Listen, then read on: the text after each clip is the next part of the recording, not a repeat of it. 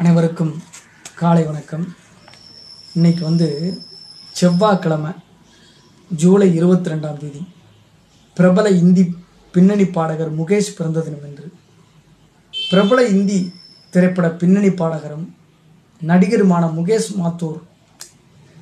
சந்த் மாத்தூர் பிறந்த தினம் என்று டெல்லியில் நடுத்தர வகுப்பு பஞ்சாபி குடும்பத்தில் 1923 பிறந்தார். தந்தை பொறியாளர். வீட்டில் அக்காவுக்கு இசையாசிரியர் பாட்டு சொல்லிக் கொடுப்பதை பக்கத்து அறையில் இருந்து கேட்டு சிறுவனுக்கு இந்த ஆர்வம் தொற்றிக்கொண்டது. பாடல்களை ஆர்வத்தோடு கேட்பான்.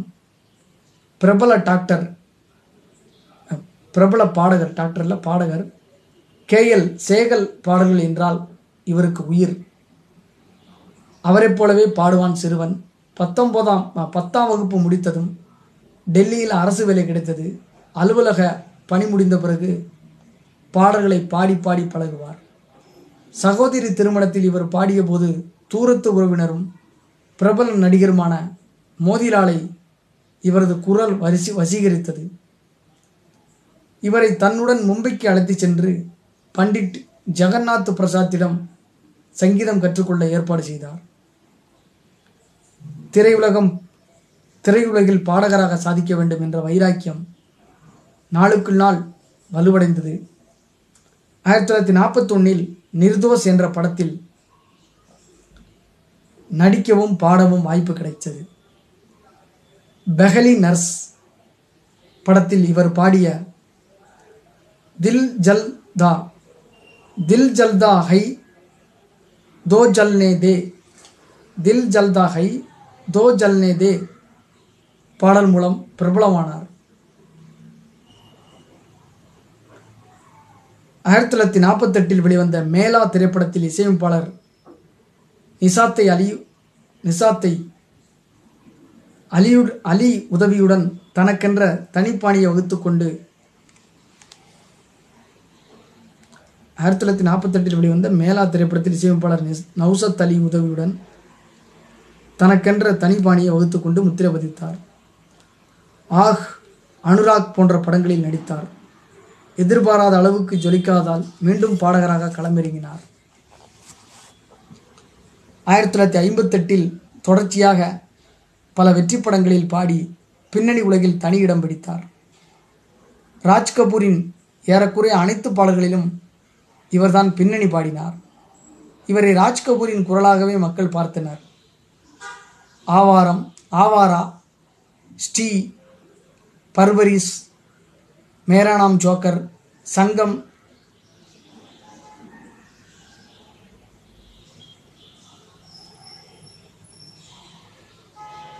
ராஜ் கபூரின் அனைத்து பாடல்களும் பின்னணி பாடியிருக்கிறாரு.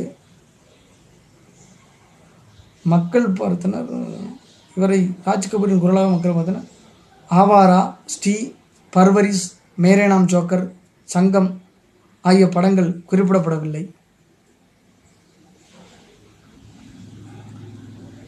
ஆகிய படங்கள் குறிப்பிடத்தக்கவை. உலகம் முழுவதும் சென்று இசை நிகழ்ச்சி நடத்தினார். 3 முறை பிலிம்பேர் விருது பெற்றிருக்கிறார்.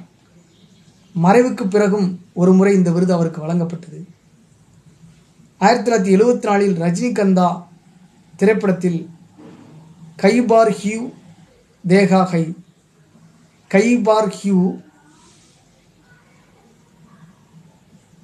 1974 ரஜினிகாந்த் திரைப்படத்தில் கயிர் ஃபாகியோ என்ற பாடலுக்காக தேசிய விருதை பெற்றார்.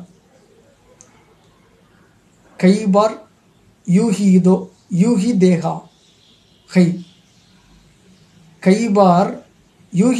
ஹை 1941 தொடங்கிய இவரது இசைப்பயணம் இறுதி வரை வெற்றிகரமாக தொடர்ந்தது.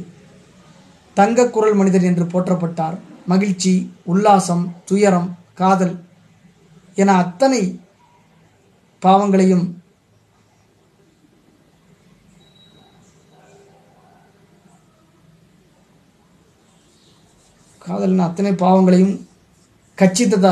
கச்சிதமாக வெளிப்படுத்தியது இவரது முகேஷின் குரல்.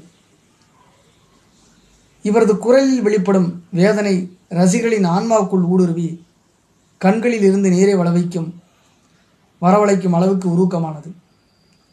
இன்றும் ரசிகர்கள் மனதில் நீங்கா இடம் பிடித்துள்ள முகேஷ் 1976 பிறந்து 76 அமெரிக்காவில் இசைப்பயணம் மேற்கொண்டிருந்த போது மாரடைப்பு ஏற்பட்டு 53 வயதில் காலமானார். இவர் தெரிந்ததும் நான் என் குரலை இழந்து விட்டேன் என்றார் ராஜ் கபூர். நன்றி, வணக்கம்.